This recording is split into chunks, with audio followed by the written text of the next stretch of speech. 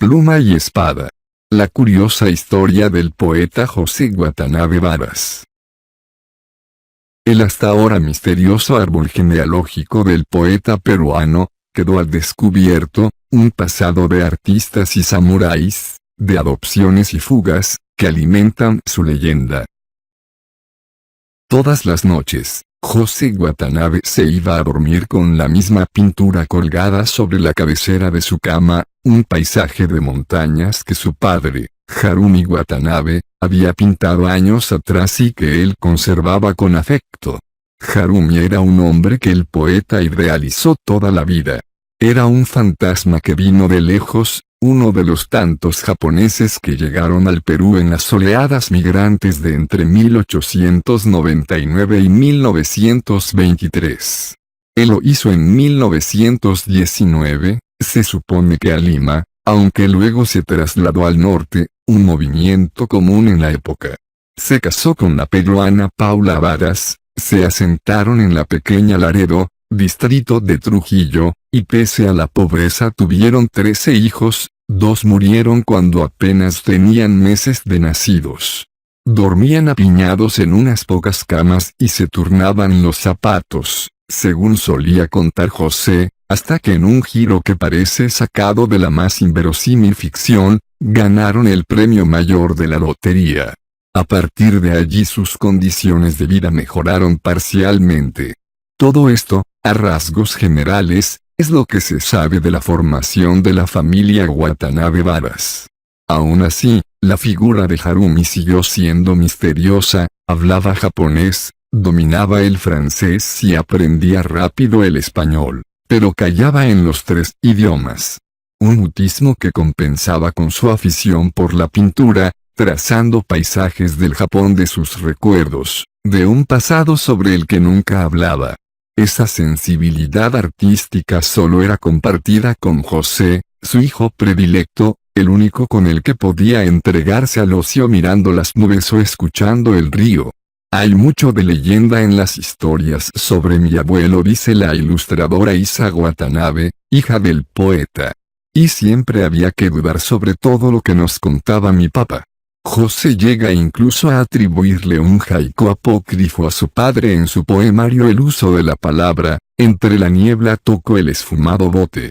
Luego me embarcó. Pero la escasa información que se tiene de Harumi tiene mucho de invención, como si se tratara de una mitología construida con paciencia y complicidad entre padre e hijo. Harumi murió en 1960, cuando José tenía solo 15 años, por lo que este último quiso en varias ocasiones rastrear su pasado familiar, se interesó tanto en la historia de la migración nipona al Perú, que en 1999 editó un libro sobre el tema, La memoria del ojo. Para ese proceso visitó constantemente los registros de la Asociación Peruano-Japonesa, sumergiéndose en fotografías, relatos y vidas ajenas. Sobre el origen de Harumi, sin embargo, no tuvo éxito. Hasta su muerte en el 2007, el poeta nunca llegó a conocer todo lo que habría querido sobre su padre. Los hallazgos, sin embargo, llegan en formas inesperadas. El año pasado, durante una visita al Japón, la artista visual Maya Watanabe, otra de las hijas de José, fue contactada por unos reporteros de la cadena de televisión pública NHK, la más importante del país. Tal vez atraídos por la curiosa hibridación peruano-japonesa del poeta, se ofrecieron a ayudarla en la búsqueda de sus antepasados, con la condición de que todo sería editado y transmitido a través de la señal abierta. La propuesta, además de insólita, parecía justa. Y tampoco había mucho que perder. El resultado es una joya de la excentricidad, un informe televisivo con musicalización melodramática, letras estridentes y un conductor que luce como sacado de un sketch cómico. Aunque poco tenga que ver con la estética diáfana y sosegada de la cultura japonesa, y más bien se acerca a la extravagancia de un reality, el programa sigue ciertamente un patrón bastante reconocible de la televisión local. Al margen de esos coqueteos con el kitsch, su investigación fue tan exhaustiva como sorprendente. Viajar con el equipo de la NHK abrió muchas puertas y me permitió acceder a documentos que habría sido muy complicado conseguir de otra forma, explica Maya. La búsqueda se sustentó, sobre todo, en los registros familiares oficiales que rigen en Japón y que se denominan Koseki. Se trata del documento de su tipo más antiguo del mundo, utilizado desde hace más de 1000 años, en el que se vuelcan todos los acontecimientos que marcan la vida del japonés promedio, nacimientos, matrimonios, divorcios, incidentes policiales, defunciones, entre otros. Un padrón minucioso que representa bien a una sociedad obsesionada con el orden.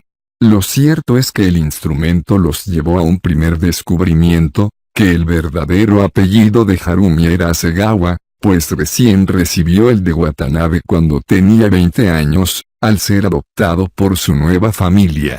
Y es que en Japón era muy popular, hasta no hace demasiados años, que las familias heredaran sus bienes solo a su primogénito varón, de modo que los demás hijos podían ser acogidos por otras familias que, por ejemplo, solo tenían hijas mujeres.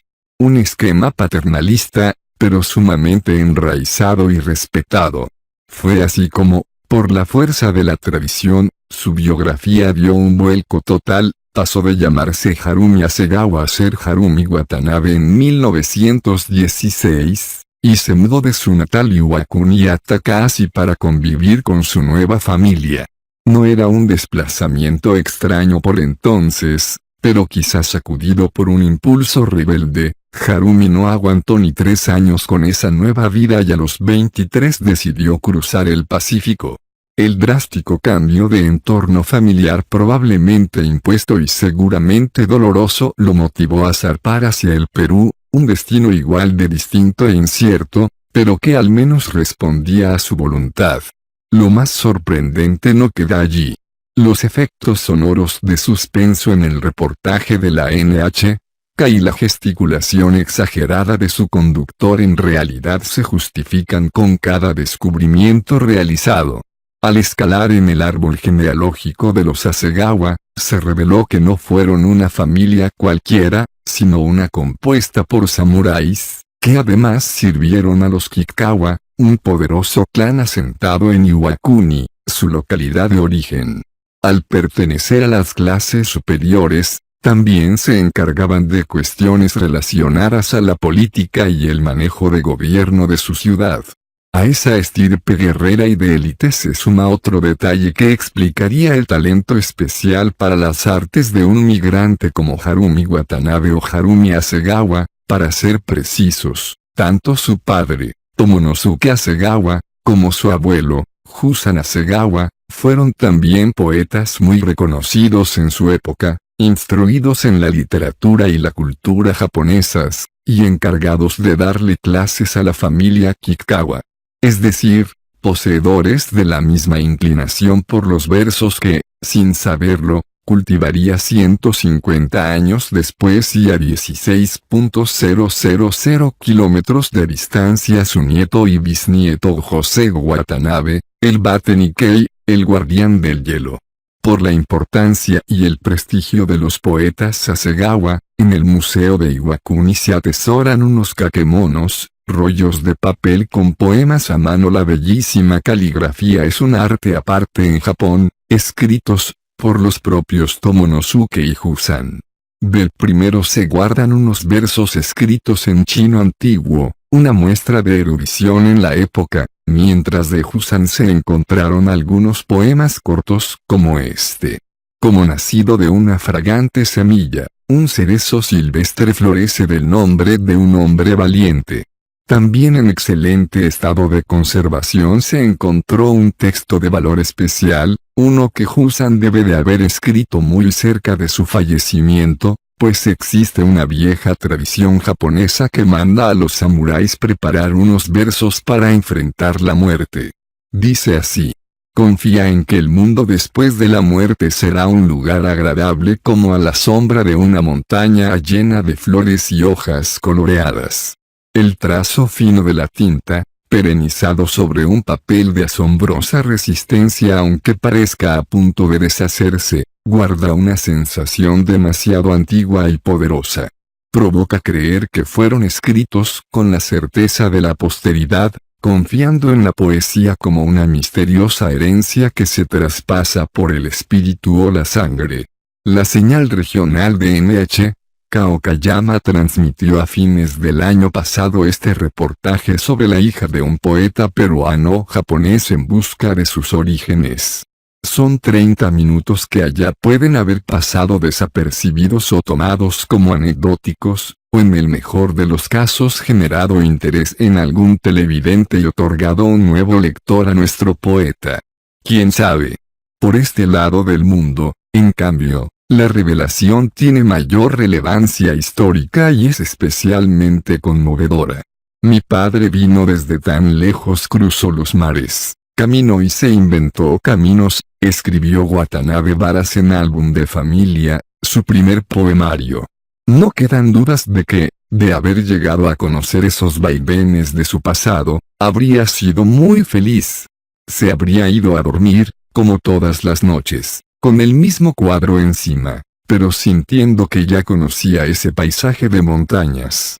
Artículo de Juan Carlos Fangacio, diciembre de 2017.